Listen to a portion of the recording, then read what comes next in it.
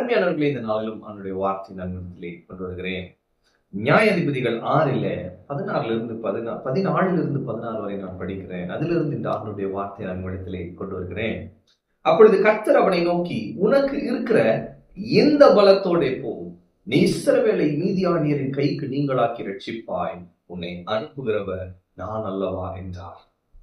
அதற்கு அவன், ஆண்டவரே, நான் இஸ்ரவேலை எதினால் ரட்சிப்பேன்? இதோ மனாசேயில் என் குடும்பம் மிகவும் எளியது, என் தகப்பன் வீட்டில் நான் எல்லோரிலும் சிறியவன் என்றான். அதற்கு கர்த்தர், நான் உன்னோட கூட இருப்பேன்.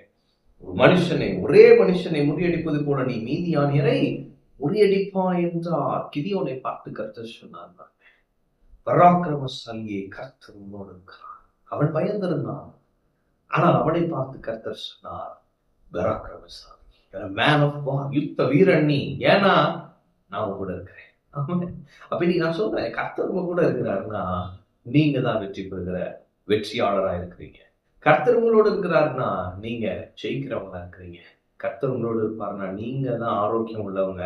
கர்த்தர் உங்களோடு இருப்பாங்கன்னா நீங்க செழிப்பானவங்க. அவன் அப்ப நான் அந்த இடத்துக்கு அடையிறதுக்கு நான் ஒன்றும் செய்யல, கர்த்தர் என் கூட இருக்கிறாங்க, நான் அப்படி ஆயிட்டேன். அவன் பராக்கிரமசாலியே, கர்த்தர் உங்களோட இருக்கிறார். கர்த்தர் உங்களோட இருக்கிறனால நீ பராக்கிரமசாலி, கர்த்தர் உங்களோட இருக்கிறனால நீ வெற்றி பெறுகிறவன். அவன் அப்ப கர்த்தர் ஒரு மனிதனோட கூட இருக்கிறான்னா அடையாளமே மாறுது.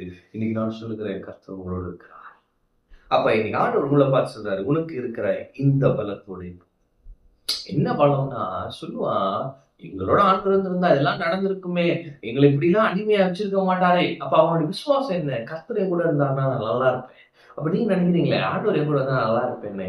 ஆண்டவர் சொல்றாரு, உனக்கு இருக்கிற இந்த பலத்தோட, இந்த விசுவாசம் என்கிற பலத்தோட போ, அனுப்புகிற பாருனா. அப்ப நீங்க ஆண்டவர் உங்களை புறப்பட பண்ணி ஒரு இடத்துக்கு அனுப்புறாரு, ஒரு காரியத்தை சொல்லி செய்ய சொல்றாருன்னா தைரியமா செய்யுங்க. காசு இருக்கு இல்ல அதெல்லாம் பார்க்காதீங்க, கர்த்தர் இருக்கிறாரு, விசுவாசம் இருக்கு. ஆண்டவர் பார்த்து பாரு, அவன் நாம் தரிசித்து நடவாமல் விசுவாசித்து நடக்கிறோம். இவன் கேட்கிறான் பாருங்க, நான் ரொம்ப சின்னவங்கப்பா, எப்படி எங்களை வச்சு என்ன வச்சு எப்படி பண்ண போறீங்க, என் குடும்பம் ரொம்ப சின்னது அப்படின்லாம் சொல்றான் பாருங்க. நம்மளும் இன்றைக்கு காரணங்களை சொல்லி கொண்டிருக்கிறோம். இந்த பட்டணத்துல எத்தனையோ பேர் இருக்கிறார்கள், என்ன ஏன் கர்த்தர் அழைக்கிறீர் கேட்கிறோம்ல. ஒருவேளை நீங்க கேட்டிருக்கீங்களா? கர்த்தர் உங்களோட பேசிட்டு அவர் உங்களை பெயர் சொல்லி அழைத்து அறிந்திருக்கிற கர்த்தர் உங்களை கொண்டு தேசங்களிலே பெரிய காரியங்களை செய்ய விரும்புகிறார். அவர் சொல்லுகிறார், நான் உன்னோடு கூட இருப்பேன், நான் உன்னோடு கூட இருப்பேன். இந்த வார்த்தையை புரிஞ்சுக்கோங்க. கர்த்தர் என் கூட இருக்கிறார், நான் உன்னோடு கூட இருப்பேன் என்று சொல்லி இருக்கிறார். அவர் என்னை விட்டு விலக மாட்டார், என்னை கைவிட மாட்டார், எப்போதும் என் கூட இருப்பார் சொல்லிட்டு சொல்றாரு. ஒரே மனுஷனை, ஒரு மீடியனைட்ஸை வந்து அழிக்க போறாங்க. நான் சொல்றாரு, நீ ஒருத்தர் அடிக்கிற மாதிரி எல்லாத்தையும் அடிச்சிருவாரு. அவன் அப்போ உங்க முன்னாடி 10,000 பிரச்சனை இருந்தாலும் பிரச்சனை இல்லை, ஒரு பிரச்சனையை நீங்க சால்வ் பண்ற மாதிரி அந்த 10,000 பிரச்சனை சால்வ் பண்ணிடுவீங்க. ஏன் அப்படின்னா கர்த்தர் உங்க கூட இருக்கிறார்.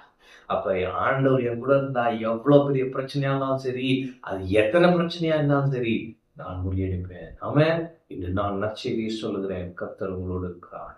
நீங்கள் மேற்கொள்வீர்கள், நீங்கள் ஜெயிப்பீர்கள். எல்லா பிரச்சனைகளையும் சரி செய்து விட்டு ஒரு புத்துணர்ச்சியோடு புது பலத்தோடு கர்த்தருக்காக வைராக்கியமாய் எழும்பி நிற்பீர்கள்.